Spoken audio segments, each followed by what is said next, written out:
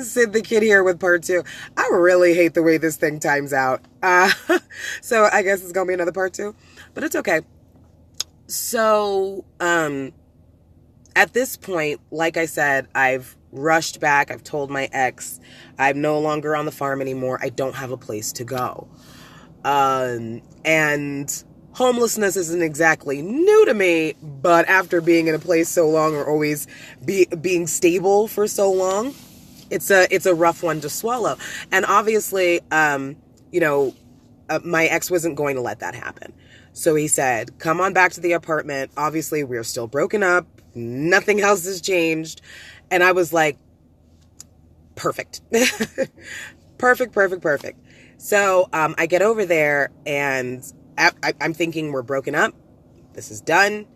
I can't go back, to something like this. Like, I finally, after almost a decade of you asking me to be your girlfriend, I finally was, and you lost your shit. In the in the best terms that I know how to say it. So at this point, like I said, I'm now at my ex's house, and the text messages are not stopping. I am not even being facetious. I would never post any of them. I would never put his name out there or anything like that, just because I'm not an evil human being. But yeah, it was a really, really rough situation. And I think I got at least 3,000 text messages. He sent flowers to my job. He threatened to come to my job and get me fired. He told me that it was my fault when I got raped years and years ago. He said it was my father was abusive towards me because, I'm inherently an evil person, and he was just trying to beat the evil out of me, and just really, really, just nasty, nasty things. After a while, obviously, I just ignored it and blocked him, and I moved to, the beautiful, super surprisingly sunny state of Colorado. So I'm thinking, this is done. This is over. This is done with. Moving on. So this happened in 2017, in early or summer. I moved by August, and by May of the next year, I started dating who I'm dating right now. And I want to say it was maybe, at least 6 months into the relationship. And I believe hold on, I'm trying to remember, at least 5 months, because I believe it happened in October of 2018. So in October of 2018, I get messages from an Instagram account with my face on it. And on the Instagram account is a video of us having sex, which he took this video, obviously, without my knowledge, because I never would have let anybody take a video of me, because it's just not my zhuzh, and I'm just like, oh, no. And then there was several fully nude pictures of me on this Instagram account, right? And he's messaging me, and he's telling me how he's going to ruin my life. He started friending people, coworkers. Thankfully, nobody current, because I stopped friending coworkers a long time ago because, well, And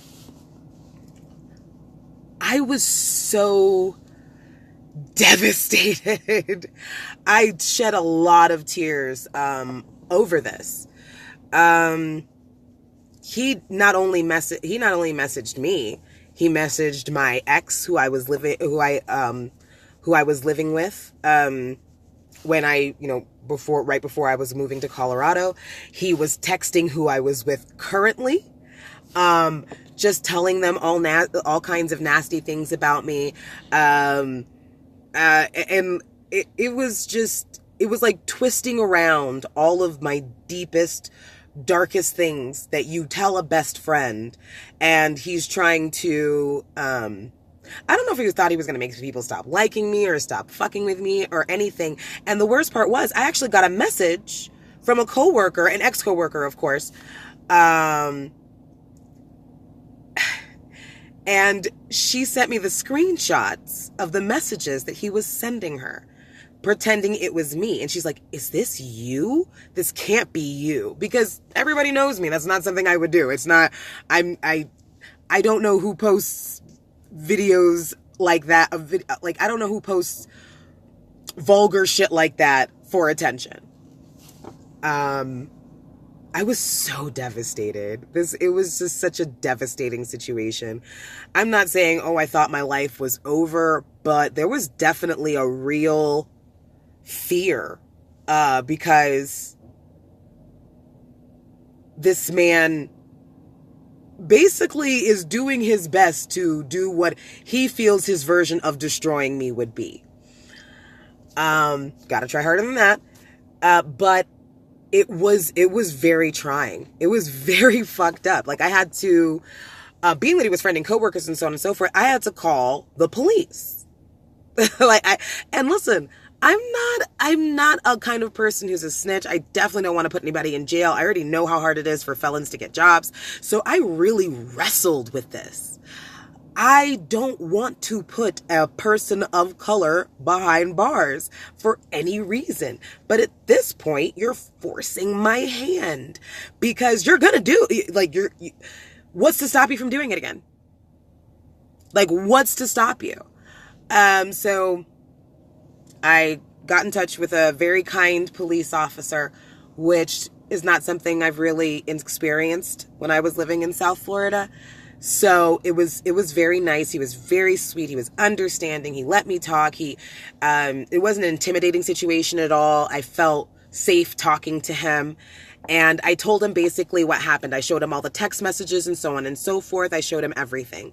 And he said, what we can do is I can get a warrant for his arrest here in Colorado. But that does not stop him from doing anything in Florida, which is obviously where he lives, where I'm from.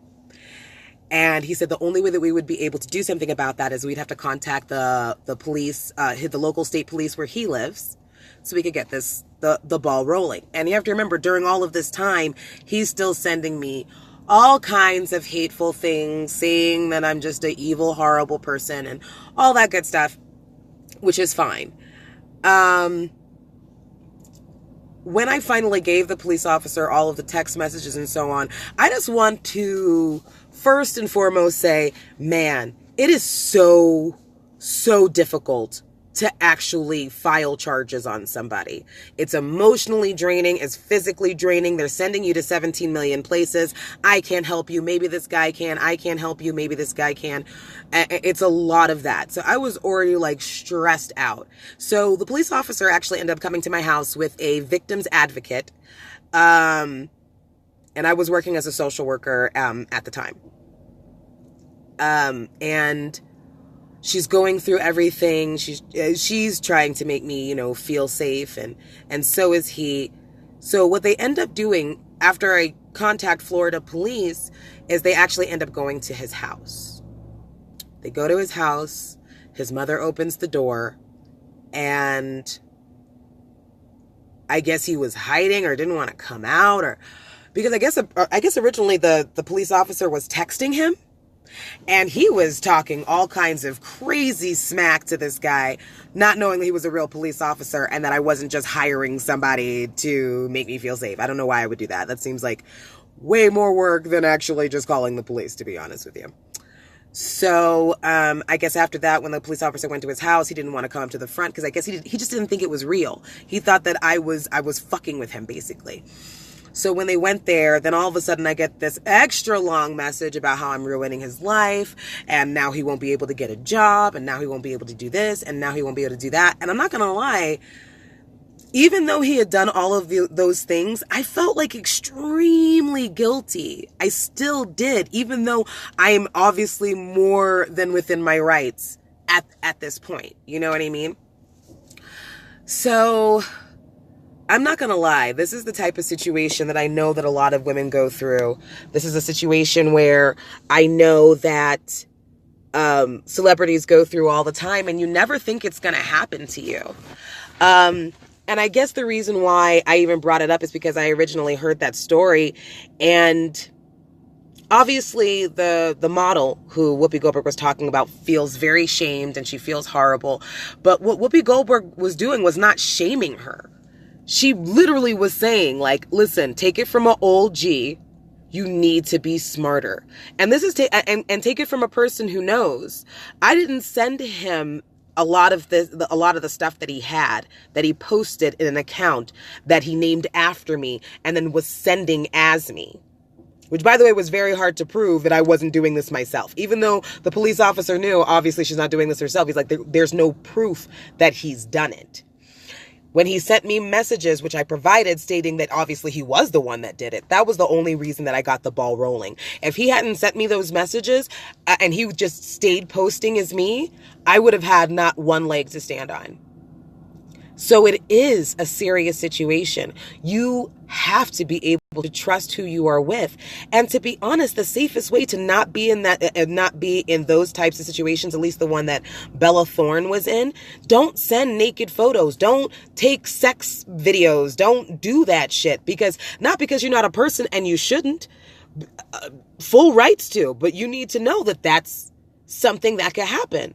Think about it. I was with somebody and he took a video without me even knowing and posted it. He took pictures that I didn't even know he had and posted it. Like, just being around somebody who doesn't have your best interests at heart will fuck you up. So I understand that she feels really shamed in this moment. I also understand the fact that Whoopi Goldberg was just trying to put you up on game, boo. She was just trying to help you not be in this situation again. And as a woman who, where I've actually been through this, and I would say it's a little bit more severe because the harassment was next level. I really truly feel like there are certain things that you really can't safeguard against. Because even looking back, I did not think that was the type of person to do it because I was stupid and I was ignoring the signs.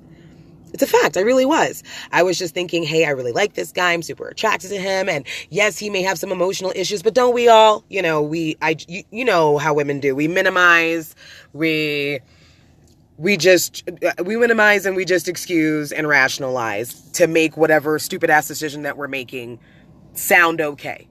Basically. And I just want to let people know, like, listen, you have to be vigilant. You cannot let yourself be around people that could do that to you.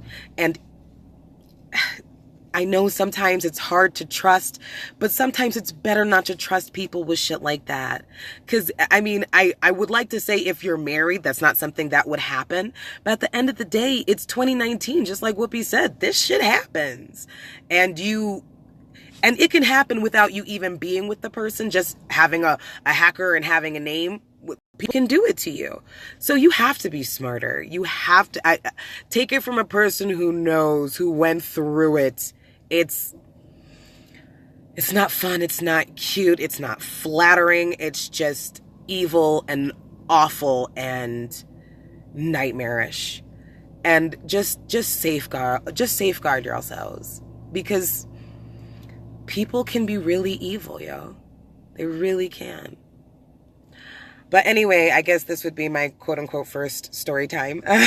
But yes, please like, comment, subscribe, and show your girl some love. But anyways, have a great one. It is about 4:30 in the morning here. I get off in an hour and a half. Yay! I'm going to go take one hell of a nap. But stay blessed. Stay beautiful.